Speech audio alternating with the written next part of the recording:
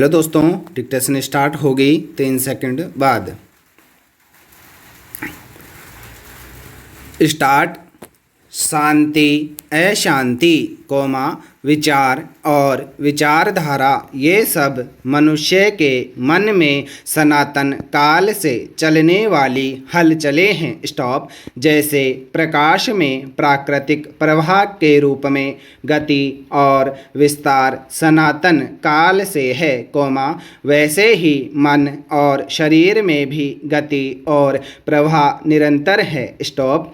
अशांत मन शांति को तलाशता है। स्टॉप। शांत मन सारी हलचलों को बीज रूप में अपने आप में समाये रखता है। स्टॉप। शांति की तलाश का विचार भी मनुष्य के अशांत मन में आया। स्टॉप। यह चाहे सहज प्राकृतिक क्रम है। स्टॉप। जो विचार मन, वचन और कर्म को निरंतर अशांत स्थिति में ले जाएं, वह संस्थागत सांप्रदायिक विचार। स्टॉप। शांति हलचल विहीन चित्त की सनातन अवस्था है, जो जीव को प्रकृति से अपने आप ही एक रूप कर देती है। स्टॉप। चित्त में शांति जीवनी शक्ति के चैतन्य स्वरूप का जीवंत उदाहरण है। स्टॉप।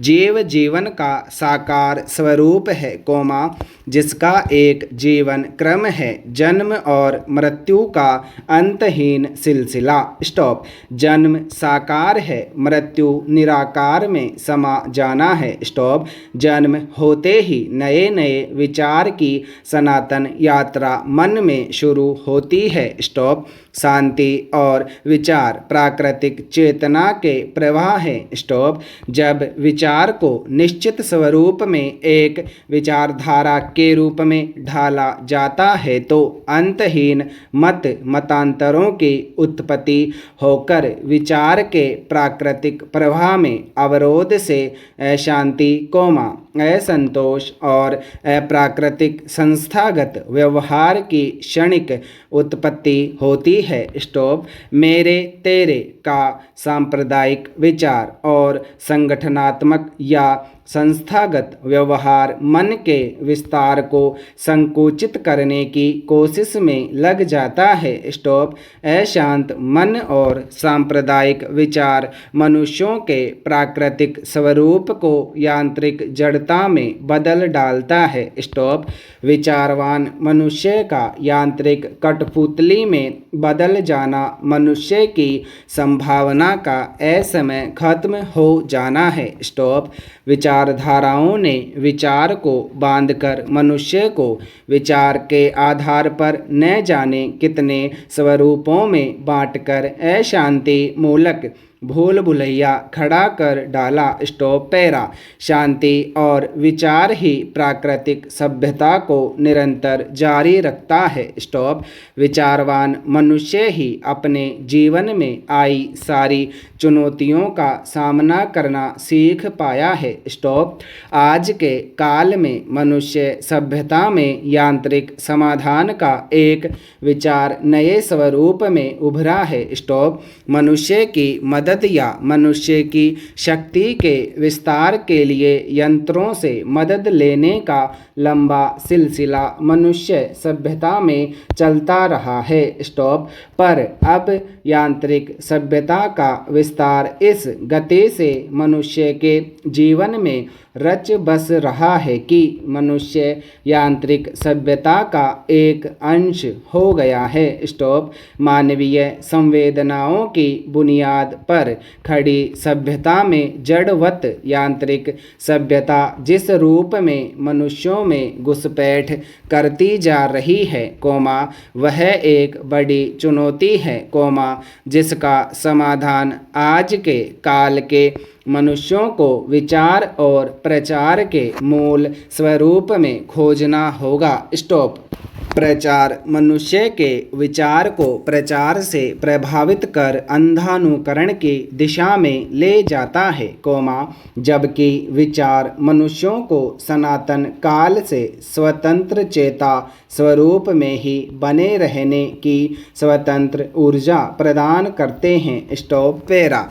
विचार का प्रवाह और मशीन से विचार का प्रायोजित संचार ये आज के काल का सर्वथा नया आयाम है। स्टॉप।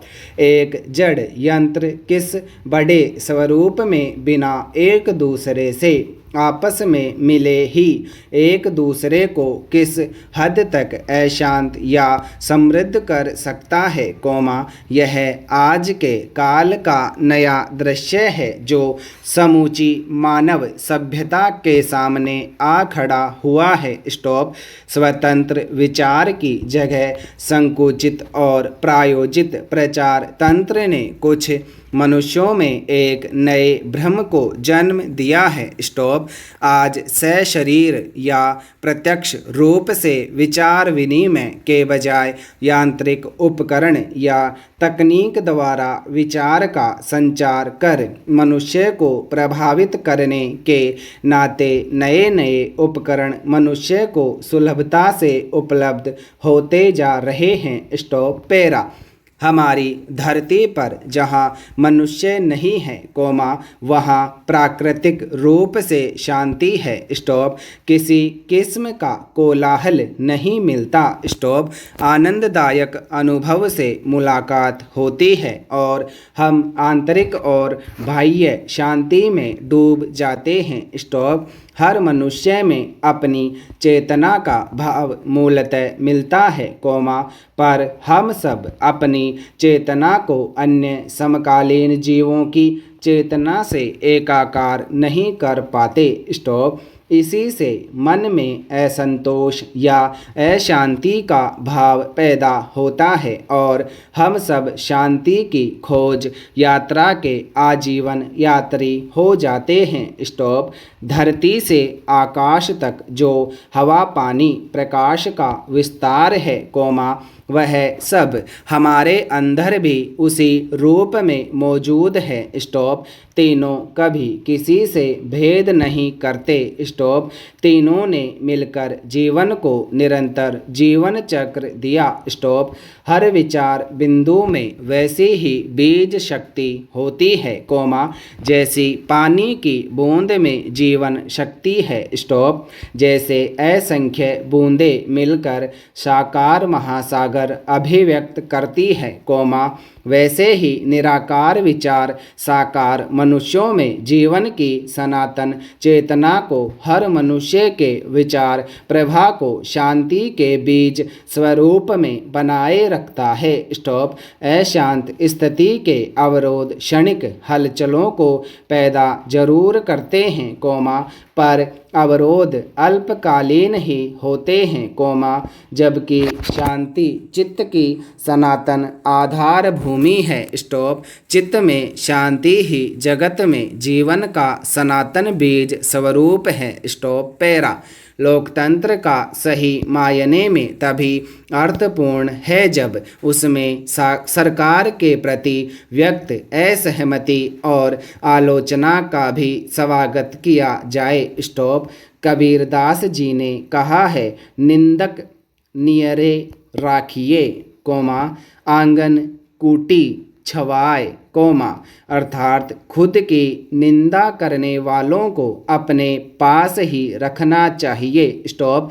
लेकिन आज सबसे बड़ा सवाल यह है कि निंदा या आलोचना की भाषा बोलने वाले पर राष्ट्रद्रोह लगा दिया जाता है। स्टॉप। आज राजनीतिक दल आलोचना करने वाले को दूर ही नहीं बल्कि नकारात्मक और राष्ट्र विरोधी की संज्ञा देने लगे हैं। स्टॉप।